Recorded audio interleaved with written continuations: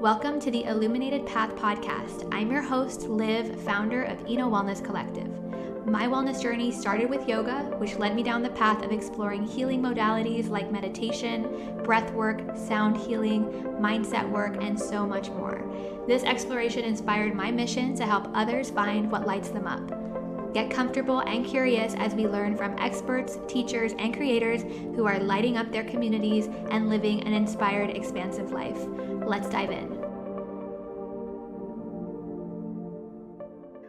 Welcome back to another episode of the Illuminated Path Podcast. I'm excited to share with you this second solo episode, and it's a topic that I've been wanting to talk about and share as I've gone through this topic many times with my health coaching clients, and I have witnessed my own journey with food shift and change so much over time. So in today's solo episode, I'm going to share a little bit about how my journey with food has evolved. And I'm also going to take you through some of the mindset shifts and tips and practices that I also take my health coaching clients with as well. So this is definitely an episode that you're going to want to grab a notebook, grab a pen, take some notes. And I hope that this supports you wherever you are in your journey with food and nourishment. So let's dive into today's episode. So the first thing I wanted to share is why I even wanted to talk about food. So for those of you who I don't know, I coach clients, I coach women through their health and wellness journeys. And this topic of food is something that I always start with. Although the programs are quite customized and I have a general plan of where I'm going to go with each program, regardless of what the goal is. If the goal is like, I want to change my career, if the goal is, I want to start a movement routine, whatever it is, I always start with food. Because what I've seen firsthand is how food has the power to change our lives when we start to pay attention to it. And so as we get into this episode, the first couple questions I wanted to pose to you just to start thinking about, and these are questions that I bring up in my very first session all the time, because once we can start to understand even our mindset around food, that is typically the first place that we can start to see changes. So the first question I want you to pose to yourself is how you grew up with food. What type of environment, habits, rituals, whatever it is, did you witness as a kid? And the reason I ask this is because a lot of times our beliefs and our habits around food as an adult usually stem from how we were introduced to food as a kid. So for example, were you part of a family that cooked often and you were having meals together at home? Were you part of a family that was very busy and maybe grabbing fast food on the go pretty often? Did you know what healthy food looked like when you were young? Or were you eating a lot of candy and junk food and processed foods? Thinking about how we were introduced to food as a kid can start to have a lot of things make sense of how we relate to food as an adult. So that's the first thing I want you to think about. How did you grow up with food as a kid? How has that shaped how you relate to food as an adult? Second question I want to pose to you is to think about what your beliefs, what your talk track is about food today. This is also a key thing that I hear so often from clients is the limiting beliefs that they have about food. So for example, do you find yourself saying, it's too expensive to eat healthy? It's not possible wherever I am. I don't have time to cook. I don't know if I can do it. I'm not disciplined enough to have a healthy diet. Notice what that talk track is of what you say about food. Do you associate certain foods with guilt or with shame? Do you believe that eating healthy and eating nourishing is enjoyable? Being able to take a look at our beliefs and to kind of check ourselves of like, what is my mindset around healthy eating? and what is blocking me against maybe making this more of a lifestyle versus a quick fix or a quick diet. And the third question I want to pose to you to ask, so far, how did you grow up with food as a kid? What are your beliefs about food? What's your talk track about it now? And then finally, thinking about you in this season of your life, wherever you are in your life and in your food journey, what are the current habits that you have? So, for example, do you have a grocery shopping habit? If you do grocery shop, do you go in with a list? Do you go in just whatever's there? I'm going to just go through every aisle and pick out. Do you have a meal planning habit? Do you know what you're going to eat throughout the week? Do you pack lunch to go to work? Do you have certain habits that you go towards when you're feeling stressed or when you're craving something or even around the holidays? And I work with a lot of clients in a portion of my program, or one time that I open enrollment is typically around like September, October. And so I take clients in the 4 months through Christmas into New Year's, through the holiday season. And that is always such an eye-opening time because so many of our habits and things around food come up around the holidays, right? And regardless of where you live, whatever culture you are part of, there's oftentimes rituals and traditions and celebrations around food. And so thinking about what are your tendencies, what are your habits are a big piece of the puzzle. So I wanted to share with you 3 of the top mindset shifts, things that I've experienced that have really been eye-opening, like aha moments for me. And wanted to caveat that everybody has a different food journey, mindset, things that work well for their body. What I'm sharing today in this episode is simply just mine in hopes that it might spark some ideas for people who are listening. All right. So when I think about some of the key moments for me that shifted, okay, this is how I'm going to think about food, or even just challenged my own thinking, a lot of them came in my adult life, because I will say that even as a kid and even in high school, like into college, I wasn't super conscious of food. When I started to get into my late 20s, I'm now in my 30s, I became way more intuitive with my food. I became way more conscious of it. And these are like quick little things and mindset shifts that I wish I had to support me when I was younger. So the first one, and again, this is not any groundbreaking information to anyone. We all know this inherently, right?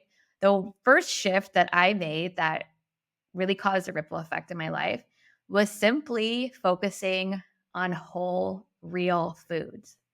Sounds so simple, right? But if you go to your grocery store, whatever, wherever you shop, and you go through the aisles and you see how much food is processed, packaged, loaded with sugar, eating whole, real, alive foods is actually quite challenging because accessibility and even just picking those options compared to convenience. So for those of you who are like brand new into thinking about food and healthy eating, if it's in a package, it's processed, right? So thinking about how can I add more whole, real, ideally local organic foods onto my plate, whole and fresh foods obviously being top of mind and like ideal, but frozen being next in line, right? So whenever I go into a grocery store, I used to, depending on what store you shop in, I used to just go directly into the dry foods, right? And be like, I'm just going to make my way and my produce would be last. But what I've shifted and what I've really aimed to do is go to the produce part first, right? Shop the perimeter, really focus on the whole, real foods first and make that majority of what I get. And then the dry foods or, certain things that might be processed are just kind of the added at the end versus the opposite. When I started to make this shift of just focusing on whole foods, it just felt so simple. And it felt like, I'm not counting calories. I'm not trying to go on any sort of diet. This is a lifestyle that I have. And so in order for it to be a lifestyle, It has to be sustainable. It has to be doable. It has to be flexible. And so having just that focus of like, I just want to eat real foods as much as possible. That to me really felt so natural and felt so doable, didn't feel limiting. Second mindset shift concept that I came across over my years of wellness and understanding health and nutrition is the 80-20 lifestyle. And I know many of you have probably heard 80-20 in a variety of different ways or explanations, but 80-20 when it comes to food is thinking about 80% of your diet, of your food, being mindful, thought out. For example, Monday to Friday, I think about what I'm going to eat, right? I have a plan of like, okay, I'm going to cook these 2 meals. I'm going to have leftovers these days. This is going to be my breakfast for the week. Simple. I'm not talking about putting little containers of like meal prepping everything. If that's your style and that supports you, amazing. But for me personally, I just need to think about 2 to 3 meals that I'm going to cook, and I'm going to cook a little bit extra so that I could have leftovers, and I'm going to have, my breakfast foods. I keep it really simple. But this 80-20 lifestyle of 80 to 80% of the time, I'm going to be mindful, thought out about my food, Monday to Friday, for example. That leaves the 20%, let's say Saturday and Sunday, to be flexible, right? Go out to dinner, go to the party, go to, have the piece of cake, right? And the big thing about this is not having guilt in that process, right? We're not going to be eating clean, healthy, organic, local, seasonal foods every single meal that we have. There has to be flexibility with our food, and also knowing that that's going to happen and not feeling guilt around it. It's okay to indulge in your favorite, whatever it is you crave every now and then. Everything in moderation, and everything is possible, right? Some of you might obviously not be able to eat certain things for certain reasons, sensitivities, allergies, certain diets or restrictions from your doctor, whatever that is. But the main thing I'm saying is when we start to remove those limitations, like can't eat that, can't have dessert, I'm not having rice, whatever it might be, right? When we start to lift that limitation of like, actually, I just want to add more onto my plate. I want to look at not what I can't eat, but what can I eat and how can I add more of the good stuff in? And it's okay if I have some of the stuff that I just enjoyed to enjoy, right? And especially, those of you who live here on Guam know that food is a big piece of our culture. Having the fiesta plate is a big part of our culture, and being able to pick and choose when we eat certain things. You don't have to always load up with the red rice and the bread, right? Because that's going to be part of every gathering. But maybe you pick something that is more rare or something more unique on the table. So that is my second thing that changed for me. The first one, going back to basics, just eating real food. Second one, having that 80-20 lifestyle, having that flexibility, and removing the guilt and the limitations. And then the third piece, which is constantly an evolution, is just practicing intuitive eating. And so one of the exercises I do with my clients is I have this little chart that says, what is your food boundaries? Do you have basically like loose boundaries? Do you have rigid boundaries? Or do you have intuitive, like eating boundaries? And so I read each column and I ask them, like, which one do you identify with the most? And typically people are either on the loose boundary or the rigid boundary side, but everyone would like to be in the intuitive eating column. And so intuitive eating, there are a lot of different principles and tips on this, but for me, what I have found to be so beneficial is simply just thinking about tuning into my hunger cues and also eating mindfully, slowing down. I remember being at a retreat with someone and they were next to me. They were a guest at the retreat, and between each meal, they would pick up their fork, right? And they would eat whatever it is we were eating, and they would put the fork down and they would chew, right? They weren't like gulping drinks in between. They weren't like scarfing down their food. It was so simple of like, I'm going to take the bite and I'm going to chew and I'm going to digest it. I'm not going to like scarf it down. And this is where you can think back to your childhood of certain things. Like, for example, did you always have to finish the plate when you were full? Like, doesn't matter if you're hungry or not, like, finish everything that's on your plate. I'm sure a lot of people grew up with that, right? And that kind of impacts, like, I have to finish everything, even as an adult. Also, thinking about just how and when you're eating. I know a lot of people, and I'm guilty of this before as well. When I worked at my old job, I used to get lunch and then take it to my desk and eat while I had one hand on the mouse and I'm on my computer, right? Or I'm on my phone. And so even thinking about intuitive eating and like, what is the environment that you're setting up for yourself? Are you sitting down? Do you have a screen in front of you?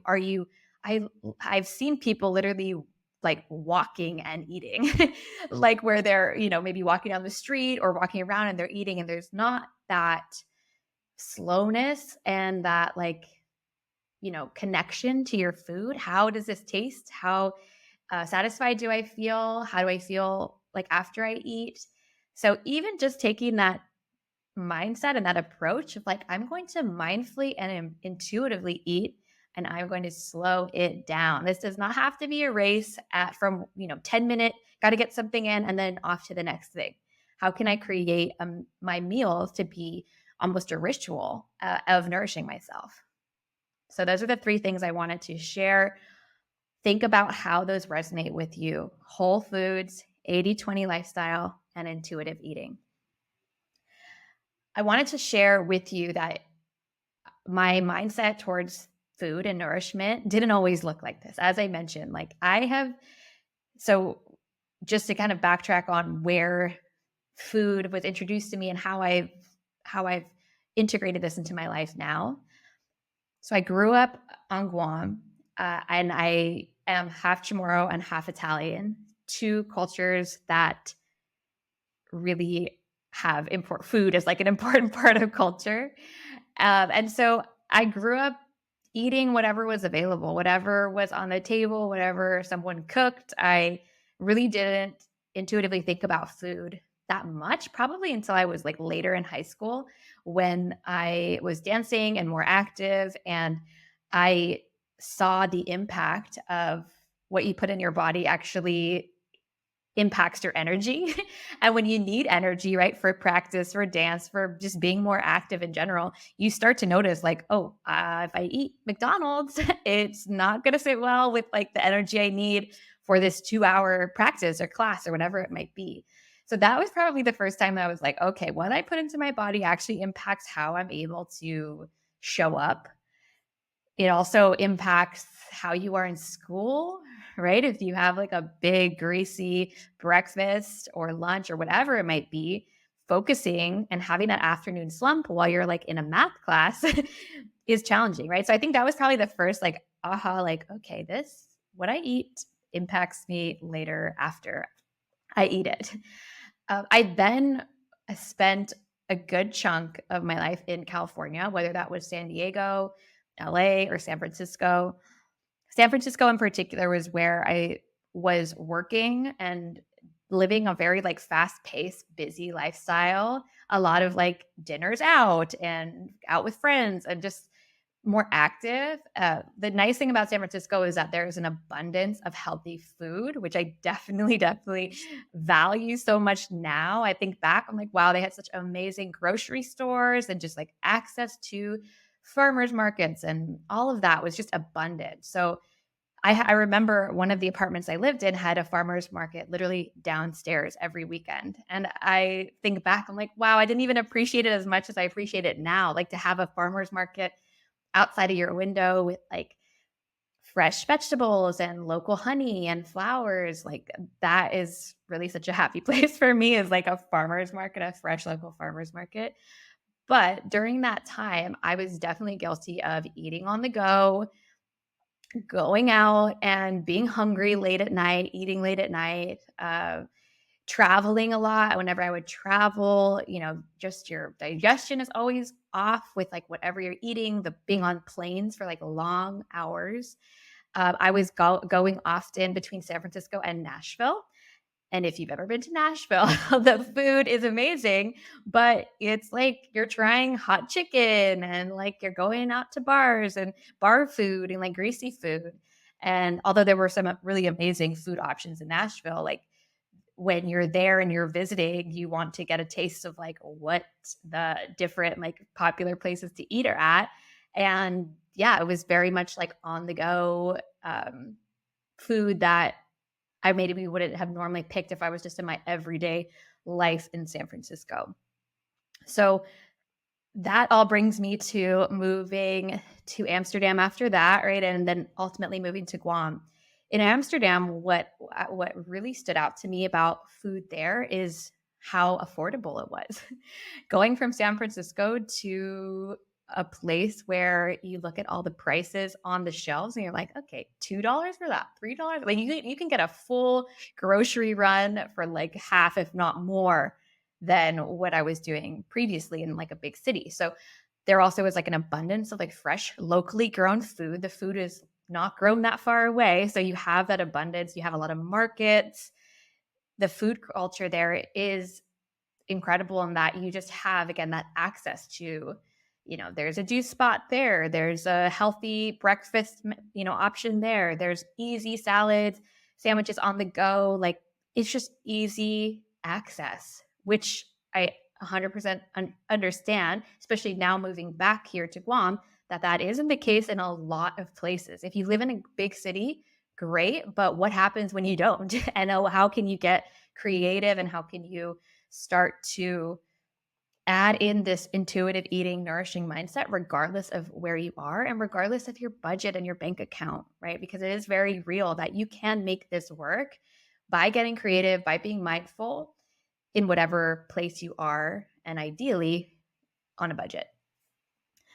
So the biggest thing in moving back home to Guam that was so eye-opening was, first of all, I really took for granted just how the variety that I have had living in different places. So I realized that, okay, limited, not only places to shop, but also what you might have available at different times. I remember there was one time there were like no cucumbers for a while, right? Or there's no bananas for a while. Like, so my idea of like, I'm going to create a list and I'm going to go in and this is going to be my list and I'm going to get everything. I had to really throw that out the window of like, I can have a plan and I can have a general idea of what I want, but I'm going to have to see what's also there. And I'm going to have to remain flexible. And most of all, my mindset has to stay positive in that situation where you go, I'm going to make a taco bowls this week. And then you're thinking, well, there's no vegetables this week. So not turning that into another negative experience, but having a plan B, having options and alternatives wherever you are and whatever the access is. So grocery shopping, I would say, is the keystone habit for me that I've realized when I don't grocery shop, when my house is not full of food, when I'm at empty and there's nothing in the fridge, I have seen how that impacts everything else in my life. And for those of you who don't know what a keystone habit is, thinking about keystone habits are habits that have a ripple effect everywhere else. So for example, if I don't grocery shop, I don't have food in my house, I'm going to automatically start eating out more, going getting takeout. I'm probably not going to feel as great. I'm not going to have the energy to move my body. I'm probably going to spend more money because I'm not cooking at home, right? There's just kind of this ripple effect that happens. So for me, I know that when I, for example, get back from a trip or even when I'm just feeling off, I can always think like, what am I eating? What food do I have in the refrigerator? What am I putting into my body and how is that making me feel after? So grocery shopping for me has been a keystone habit. That being said, I ask all of my clients always how they feel about grocery shopping. And I've had some clients that are like, I hate grocery shopping. Get me out of the grocery store. I have had people say, my husband grocery shops for me or my partner grocery shops for me. I don't like that. It's not like something I do. I've had people just say, I just go in and just go through all the aisles. I don't really have a plan. And then I have other people that say, yes, I have a list. I'm making these 3 meals this week. Right. So I understand and I realize everyone has their own thoughts about grocery shopping. The thing that has helped me is making grocery shopping a ritual, right? So picking the day of the week that I go, maybe that's Sundays or maybe that's Wednesdays after work or after a class, whatever it is. If you can start to find even just one day a week that is your day to do it, also making sure that you're going into grocery shopping somewhat at ease, right? You're not in a rush. You're not hungry. You're not, short on time. Like you are going in with the intention of I'm going to fill my fridge with things that nourish me as much as possible. I understand that certain weeks might be different. I understand that we all can't fill our fridges, refrigerators with all of the fruits and vegetables and everything that you need. But whatever you can do that week, whatever makes sense for you at this season in your life, with your budget, with your bank account, how can you just mindfully approach that experience of going to the grocery store? I can't tell you how many of my clients we've done this session in week 1 and then they're like, wow, I just approached even entering the grocery store differently. I shopped around the perimeter. I took a look at the labels. I tried to focus on produce first and whole foods and then adding on, the pantry staples. So next time you go grocery shopping, see how it feels just to more intentionally approach the experience.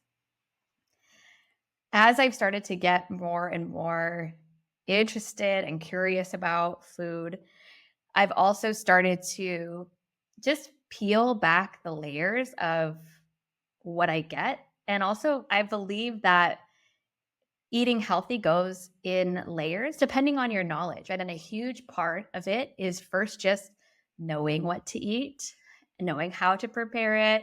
But knowledge is power. And I will say that this has probably been one of the biggest things for me that has shifted my thoughts and beliefs about food is just educating myself. And that could be through documentaries, that could be through articles, that could be through research. There are certain accounts that I follow that I love their research and I love their books, for example. But educating myself on food has been such an eye-opening experience, and just the food industry. I won't go into it too much, but I will say like that approaching shopping for your food, knowing that a big piece of the food industry wants you to think certain things are healthy, can really make your decision so eye-opening. So, for example, I'll give you an example. Nowadays, I feel like there's so many labels that are slapping like keto, gluten-free, like no sugar, low fat, like everything on the packaging. And I invite you when you go grocery shopping next, like see what stands out as like them trying to market a healthy product, and then flip over to the label and see what are the ingredients. Rule of thumb that I try to say, I'm not really going deep into the labels, but I'm just taking a look at the ingredients. Do I recognize the first couple ingredients? Are they like real ingredients? Are there a bunch of oils in there? I look at the added sugar and see what the added sugar is like. Those are pretty much the two places I look. What's in this? If it's going to be processed, it's in a package. I understand that, but is it filled with all sorts of crazy things I don't even know? Or do I know the first 5 ingredients? Right? And same thing with added sugar. I always love how going to, picking up a package or something in the grocery aisle that looks healthy. It's like a neutral color or has like, I noticed that a lot of things like granola or even like a granola bar, like certain things have just the aesthetic of like, oh, this looks healthy. And then you just flip it around and you're like, wow, this actually has like so much sugar and has crazy ingredients. So that to me has been just a big eye-opening experience of just going into the grocery store and approaching it not like everything in there is there to support me, that there are certain things in there that are designed to attract someone who might be wanting to eat healthy, but unfortunately might be missing the mark with a lot of the ingredients that are in there. There's a ton of documentaries out there. I know there's a lot of feedback on documentaries in general that like certain ones are biased or there's political agendas or whatever it might be. Take or leave what you need, what you want from documentaries. And if anything, just take it as information and make your own decision with the more research or information that you have. A few ones that I have found interesting, not to say that I believe everything that's in the documentary, but I have found interesting, an interesting approach, perspective. I believe you can find most of these either on Netflix or Amazon Prime, but Game Changers was one that was more recent. If you look at a lot of food documentaries, you'll notice a lot of them are quite old. There's not that many like newer ones. And so Game Changers is one that's on Netflix about plant-based diet, looking at like athletes and people who have experimented with that. There's also a documentary called Fed Up. That one was a little bit older, but still I found to be super interesting. And then a more recent one, not necessarily food, but just more lifestyle, is a newer one on Netflix called The Blue Zones. And that looks at like the different blue zones around the world and like what are some of the things that they have in common. And food comes up, movement comes up, community comes up. That's probably the newest one. I found that to be interesting just from a lifestyle perspective. So a lot of information out there. And as I mentioned, not that many newer documentaries, but it is interesting just to take a look at like the food industry, marketing with food, how our food is brought to us. If there's one even little aha moment that comes from that, I believe that that type of information is valuable. So all right. So at this point, I hope you're thinking about your beliefs about food, your mindset around food, how you approach grocery shopping, how to mindfully and intuitively eat. I wanted to share a few things that I've witnessed from my clients that I work with on food. I noticed that they have a mindful approach towards grocery shopping. Some of them who said they hate grocery shopping are grocery shopping. They've gotten re-inspired to grocery shop, which is amazing, whether that's creating a Pinterest board of inspiration or just finding a new store and being inspired to go there or finding something that they can order online. I've noticed or I've witnessed people go from I hate to cook to I'm cooking and meal prepping the way that I want to. That doesn't look like little, containers everywhere, but I'm just mindfully approaching my plan. I've noticed people figure out that they have food sensitivities without like knowing that, realizing like, oh, it's not normal to feel bloated all the time, or it's not normal to feel the things that we think are just normal. Sometimes we just believe like, oh, that's just how I am, versus maybe that has something to do with diet or food. I've witnessed clients go from healthy eating is impossible to me, I have to limit myself, to feeling their food choices be free and flexible and joyful. If I can have someone reshape their food mindset from limiting to joyful, my work is done. And I have witnessed so many people just shift their relationship with food. And I really think that when you say, no, you can't eat that, no, you can't eat that, no, you can't eat that, change that to what else can you have and how can you start to feel better from your food? It's incredible how that mindset shift has such big ripple effects. So you may be thinking, where do I even get started? What do I do if I'm interested in shifting my relationship with food, just having a more mindful approach? How can I get started? So I wanted to share a few tips, things that you can try. If you're listening to this episode and you've made it this far, you're already doing the work, right? The first piece of anything is simply awareness. Thinking about how did I get here? What led me here? And bringing that to the surface, and then ultimately wanting to see a change is huge. So the first thing I recommend, and I have all my clients do this at some point during our program, doing a food diary. And before you say, food diary, this sounds complicated, hear me out. Taking a look at your food choices and habits for 3 to 5 days. Ideally, they're consecutive days. But taking a look at what time am I eating? What am I eating? How do I feel after? And are there patterns in this? So for example, oftentimes when I tell my clients, I write down how you feel after, they're like, what do you mean? How do I feel? Like emotion feel? Or like, what do you mean?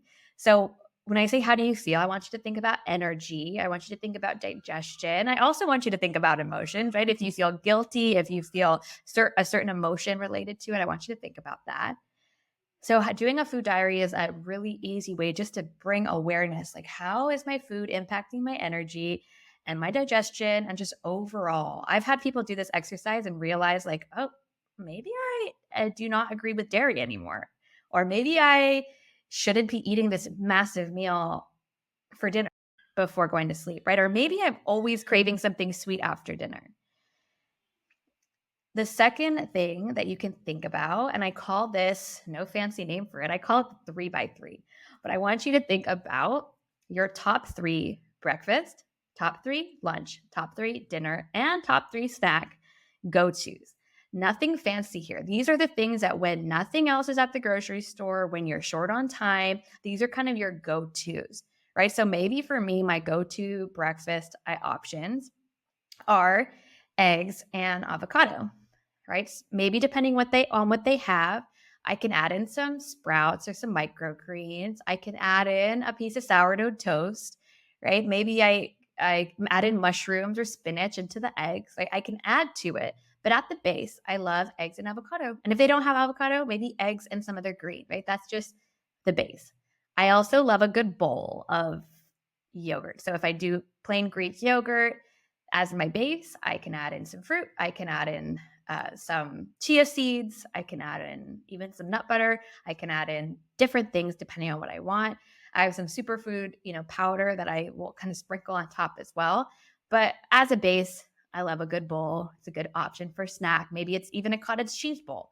So thinking about your top 3 go-to breakfast, lunch, and dinner. Simple, simple. This could be your protein, your veggie, your rice, whatever it might be. But thinking about those will help you. Obviously, there are some weeks where you're like, I feel like making taco bowls. Great. But what are your go-to foundational things? Understanding that, understanding also like where to find that is going to be key. This third one is I will caveat that I know that everyone has different feelings about breakfast, right? Sometimes people are intermittent fasting for certain reasons, and I've done that at certain points as well. Maybe someone's like, I don't like to eat breakfast, I'm not hungry, or there's different feelings about breakfast. I understand that. I will say for me personally, and what I've seen with my clients is when you can start to think about that first meal of the day as your energy, as your fuel, as something that's going to get you over the hump and wake up into lunch and just fuel you for the day, get things going. One thing to be mindful of with breakfast is to not overload it with sugar, right? Not to have this big spike first thing in the morning. As much as possible with any meal, something that I recommend is always trying to get protein in regardless, whether that's breakfast, lunch, dinner, like find your protein source in whatever you want, whether that's eggs, whether that's something like meat, whether that's Greek yogurt, like what is your protein source? That is a simple thing that's worked really effectively for me. How can I add in protein in all of my meals? And how can I just start my breakfast off as a ritual for the day to fuel me for the rest of the day? I worked with a client and I remember asking her, how do you start your day? What's your first thing in? And she said, I drink 2 Mr. Brown coffees. And if you don't know what a Mr. Brown coffee is, it's a little coffee in a can with a crazy amount of sugar and a lot of caffeine that'll just boost you right away. So imagine you're waking up, empty stomach, nothing in there, and you just give 2 Mr. Brown coffees right away. And then I don't think she was eating anything maybe until 10, 11, like later on. So you can imagine how that impacts your mood, how that impacts your digestion. Like you might be feeling jittery, anxious. Sometimes caffeine's great for people. Sometimes like they really feel it, especially when there's nothing in the stomach before. So that's just an example. I've had people say, oh, I don't eat until 1 p.m. And then I skip lunch sometimes, so I don't eat until dinner. Right? So easy way that I like to think about it is trying to get your 3 meals in. Maybe you're more of a snacker, so maybe it's 5 small meals in the day. Whatever it is, how can you add colors onto your plate, eat the rainbow, have some veggies, have some protein? It's not anything life-changing that I'm sharing here, right? Or like that's something that you haven't heard. For me, I found this whole process of food to be remembrance. Like, oh, yes, eating real food grown from the land, adding protein into my meals as a source of like energy and just especially as I am active and want to have my food work for me as well was such a no-brainer. And I hope that you take at least one little bit from this episode of like, oh, okay, I'm going to try that or I'm going to do that. So I hope that this has supported you in some way. I have shared a lot. I could talk about food all day with my clients. As I mentioned, I always do this as a first session. I bring up nourishment, and it's a thread throughout the entire program. But sharing some of these mindset shifts and things that have worked well and little things to try is step one. I will say if you're feeling like you're in a food rut or a cooking rut or whatever it might be, sometimes it can even just be resparking your inspiration with food. Start a Pinterest board of recipes. If you need any inspiration, I have one and I can DM it to you if you send me a message. I even have a folder in my Instagram account of like saving recipes and saving ideas. Piece of this is falling back in love with food again and having a positive relationship with it. And again, that goes back to awareness, that goes back to mindfulness, but it also goes back just to purely being inspired to nourish yourself. So for those of you who might be interested in exploring food and more importantly, looking at lifestyle design and how to make your dream life a reality, I wanted to share that today, where this episode is launching, we are opening enrollment again for Rise and Align. It's my signature 4-month program. It's a group program with an option to upgrade to VIP for one-on-one support. And this is a program that I've taken many women through at all different ages, stages, industry, careers, all different types of women going through this program. And it's really designed for people who want to take their life and lifestyle to the next level. Health being looked at holistically. And it's been really cool to also turn this program into a group program as we are now, because the community and the accountability that comes with having a group in addition to one-on-one support is just, it's the best of both worlds. So if you are interested in this program at all, I will drop all the details in the show notes. And we are starting the week of April 8th. And I'm offering a special bonus for those who listen to the podcast and hear about it here. So if you're listening and you're interested and you want to apply, just mention that you heard about it on the podcast, and I have a special bonus to offer. So I look forward to hearing what you think about this episode. Send me a message, an email, however you want to communicate. And I'm excited to share more on the next solo episode. I hope you enjoy this and see you soon. Thanks for listening. If you like this episode, please rate and review, and don't forget to subscribe. Learn more at EnoWellnessCollective.com and connect with us on Instagram at EnoWellnessCollective.